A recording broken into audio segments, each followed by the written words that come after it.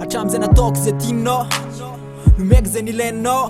Ndraindray ary amin'ny mahavita mamorona tsy misy mitsy mba hoe hoanao. Tamikeo anefa ianao milaza ny andao, satria ve nahita vavao de navelanao irereto le olo manitra tena tianao. Tsy naposiko mivadiky ny tantara nefa tao namofy efa zay ary fa nazany ary zay efa nanantena mafy ene. Tsika roa ny anjara nefa tsisy raha nanjary tonrodana sady le akany vonjoro na miabe le fitiavana ka zao tena nandoro. Sako mompesaina be sarotra atoro efa hoetsy anjaraka anao zao fony torotoro. Lasa nangidy le fity fa lany mamy ka tsy hitako ny atao fa leo ilamany. Nitsika no miato fa ansera amito ihany kaza mierikeriky itsony fa tiavy loza ihany raha naposika ho zany mantsiny raiky poza fa nanalasy fotsiny teny tady afakoza. Zavatra nomenao alona afapoza ka tsy afaka naratsy anao kosa hoe afapoza. Lokalokanao reny hatramizay hoe sika roa no iara-dalany mandraky zay. Sao nefa tina velanao rery angay ay ny foko marary tomany mamay vai.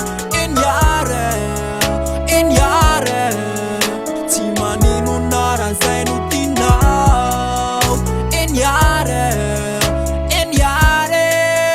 tsy tana fa mandehany anao. Aleo atao hoe tsy enao ny fody fa ny fakapana nefa zany kosa lotsy ataoko asakana. De hitady any ankafany amitsika aleo rava za ko tsy afaka nery hoe zakimba tiavo fa zay aloha ny vita efa iara mahita le sary mifamianiny tonga de rovitiko. Satria anao mpisandoka afaka mbola tsy anjarako moko any arinany tiako hitavady amanjanako. Mety anontany areo de inona ny mety avaliko le tiako taloha ve nefa zao lasa fahavaloko. Non aleo de nzao tonga de ho avaliko no mombanao rehetra sy ny tantarana analiko. De velako any anao iana fiainana malalaka fa tsy ho adino kosa hoe anao efa malalako. Le voatsika hatramizay reny geky matanako fa ianao ndray no nivadika namoditra izanako. Lokalokanao reny hatramizay hoe sika roa no iara-dalany mandraky zay. Sao nefa tina velanao rery angay ay ny foko marary tomany mamay vai.